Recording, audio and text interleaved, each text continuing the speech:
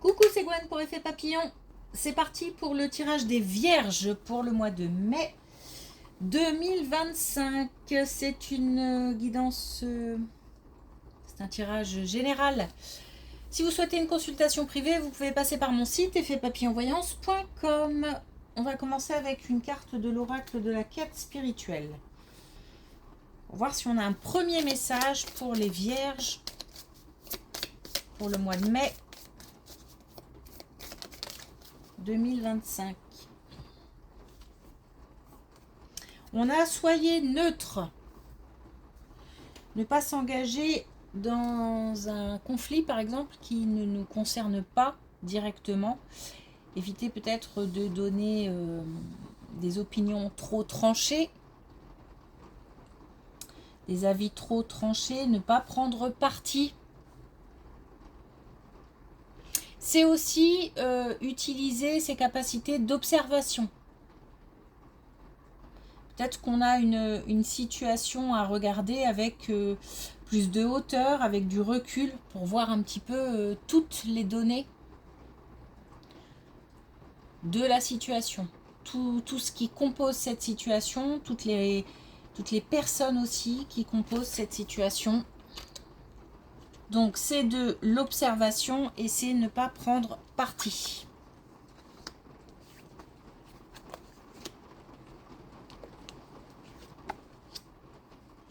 Bon, on commence un peu.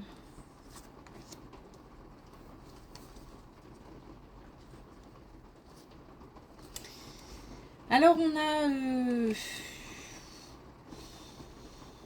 a une connaissance, famille, amis, plus âgés qui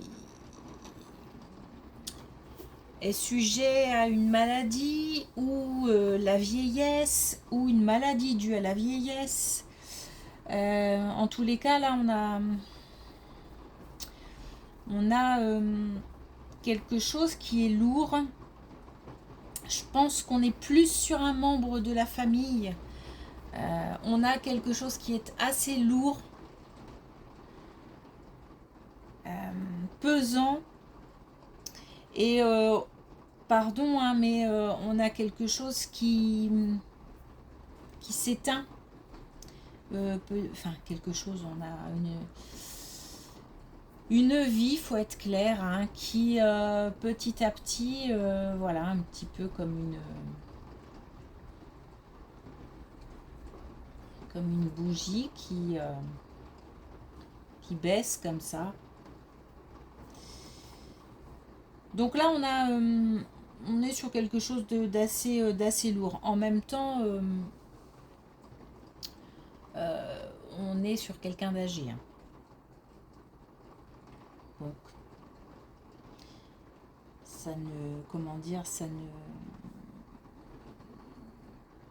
ça n'apaise pas, mais ça permet au moins d'avoir une compréhension de ce qui se passe. Pour l'instant, on est encore dans l'action, peut-être aussi dans l'espoir. On est encore dans quelque chose d'assez... on essaye, on fait tout ce qu'on peut pour essayer de maintenir la situation, peut-être même de régler la situation. Ça, c'est ce qui se passe maintenant. Bon, malheureusement, d'ici quelques temps, il faudra s'attendre à quelque chose de plus lourd. On a peut-être aussi, en parallèle, appris une naissance, ou non, pas une naissance, une grossesse. Donc, c'est comme si peut-être que en même temps que quelqu'un est en train de partir, on a un petit être qui est en train de grandir.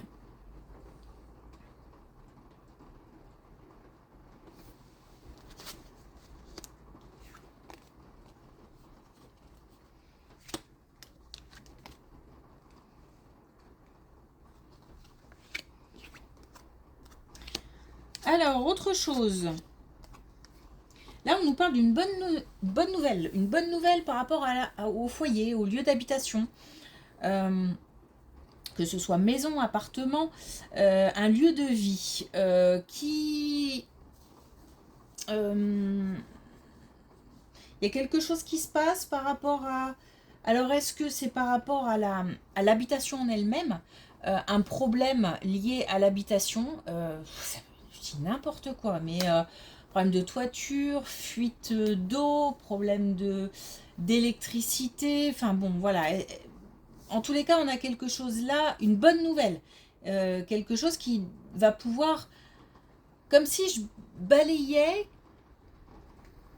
et peut-être une rénovation ou une remise à neuf ou quelque chose qui, presque on repart de zéro, c'est-à-dire que peut-être qu'on règle vraiment le problème à la source en fait. Ça procure une motivation et un bien-être, parce que j'ai l'impression qu'on désespérait un peu. Peut-être qu'on ne trouvait pas la solution, ou qu'on ne savait pas comment faire. Ça peut être financièrement parlant, ça peut être aussi, s'il s'agit d'une fuite d'eau par exemple, de trouver la source du problème. Voilà, il y a quelque chose de cet ordre-là qui fait que là, on a une bonne nouvelle, on a enfin la solution et ça permet comme si je repartais à zéro un petit peu. On a une motivation et on a aussi quelque chose de solide qui va pouvoir se mettre en place. Et on a encore une fois du soutien. Donc du soutien, ça peut être financier, mais ça peut être aussi de bons conseils et ça peut être aussi le fait d'être aidé par des proches, de la famille.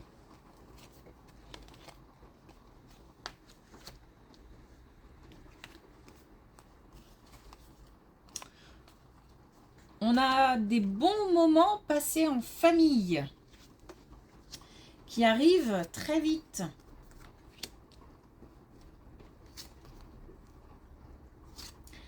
Ouais, bah, ouais. Alors,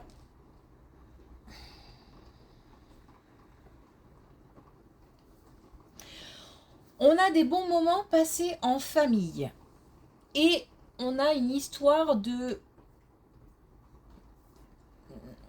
commémoration ou de souvenir. Donc, est-ce que, alors quand je dis bon moment passé en famille, s'il s'agit d'un deuil par exemple lié à la première situation, oui, ce n'est pas forcément des bons moments, mais le fait de se rassembler, le fait de vivre une épreuve ensemble, il y a tout ça qui ressort. Le fait d'être soudé dans une épreuve. Donc ça, malgré tout, ce sont quand même de bons moments passés en famille parce que on peut faire preuve de bienveillance. On a une bienveillance, on a... Bon, ça arrive rapidement. Et on a aussi encore un rassemblement lié à une grossesse. Donc on a vraiment le passé et l'avenir. On a comme ça un espèce de paradoxe entre quelque chose qui se termine et quelque chose qui naît. C'est comme un...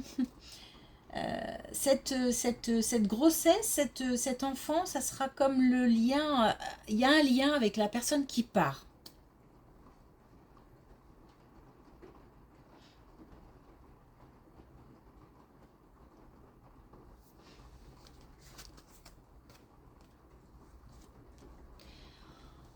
S'il ne s'agit pas d'un rappel par rapport à la première colonne, ça me parle quand même hyper bien.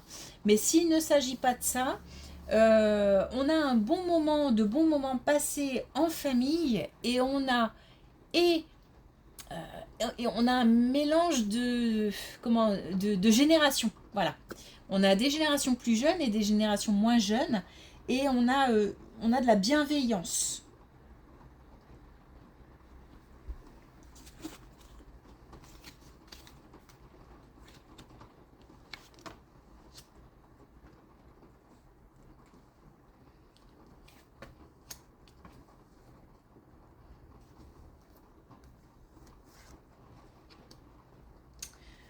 Complètement autre chose. On nous parle là d'une énergie féminine qui a du mal visiblement à surmonter ou à y voir clair dans une relation. Donc on a une relation, alors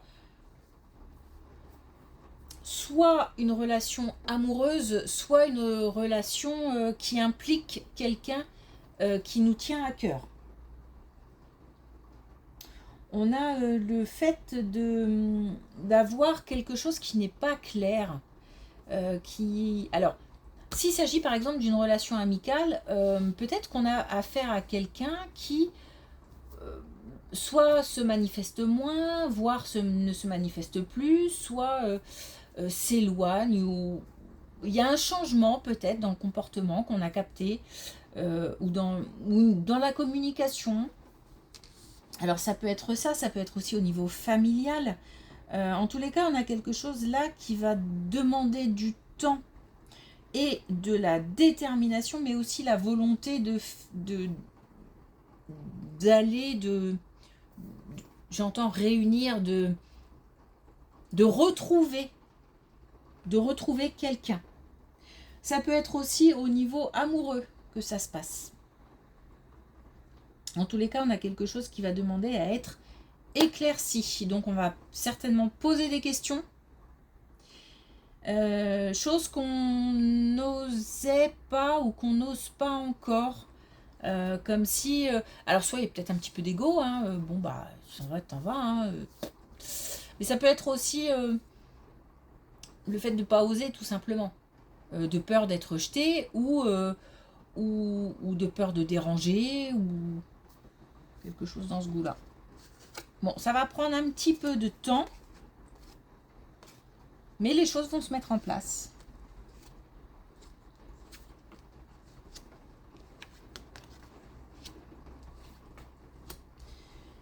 Par rapport à cette situation, là il y a deux choses. Par rapport à cette situation un petit peu lourde, enfin un petit peu, par rapport à cette situation lourde, on parle quand même de décès, de deuil.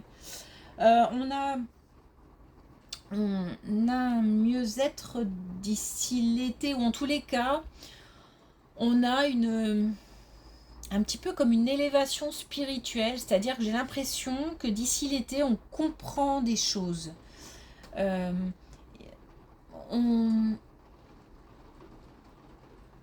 Peut-être aussi qu'on découvre des choses sur la personne qui est partie, où spirituellement, on s'ouvre. Alors peut-être que si on est croyant, religieux, on va peut-être se mettre à fréquenter des églises par exemple pour prier, pour aussi prier au bien-être de la personne qui est partie, ou des personnes même qui sont parties. Parce que j'ai l'impression que ça remue pas mal de choses du passé. Des personnes peut-être de la famille qui seraient parties. Peut-être que ça remue aussi. Comme là on est en famille, ça rappelle peut-être des personnes qui sont déjà parties. Et c'est un petit peu, voilà, un petit peu compliqué, mais en même temps, un petit peu douloureux, mais en même temps, on a besoin de cette ouverture. Peut-être aussi que on va se mettre aussi à espérer des signes, à attendre des signes, à demander des signes. Alors, pour quelqu'un qui vient de partir, c'est un peu tôt. Faut laisser du temps au temps. Euh, mais voilà, peut-être aussi qu'on va demander des signes par rapport aux gens qui sont déjà partis depuis un certain moment, et alors qu'on ne faisait pas ça avant.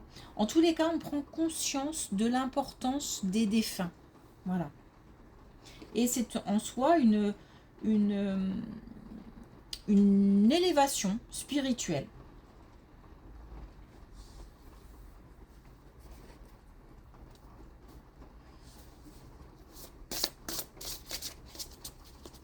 Si on est déjà pas mal attiré par ce domaine-là, voire plus, on gravit encore un... Peut-être qu'on communiquera avec les défunts. si on est déjà pas mal ancré dans ce monde, si on interagit déjà avec ce monde.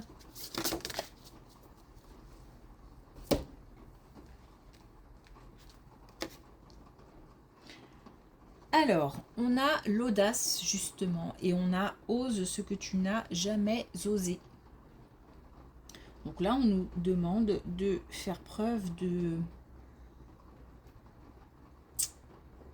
ne pas hésiter en fait à aller de l'avant déjà et puis à faire des choses qui sortent un petit peu de l'ordinaire. On est pour moi ici sur quelque chose d'un petit peu en même temps, comment expliquer? En même temps, ça fait partie de nous et en même temps, c'est un petit peu hors norme, en décalage. Et je pense que ça, en fait, c'est aussi fait pour dire que faut pas hésiter à aller dans cette voie parce que ça permet pas mal d'apaisement aussi. Puisque là, j'ai quand même des choses du passé qui remuent, qui sont assez puissantes. Et le fait, ouais, il y a des pleurs, hein, il y a de l'émotion, et le fait d'aller dans cette voie-là, ça permet quand même d'apaiser pas mal de choses, pas mal d'émotions, de comprendre aussi, de comprendre pas mal de choses. Ok, merci pour votre écoute, je vous souhaite une belle journée, je vous dis à bientôt.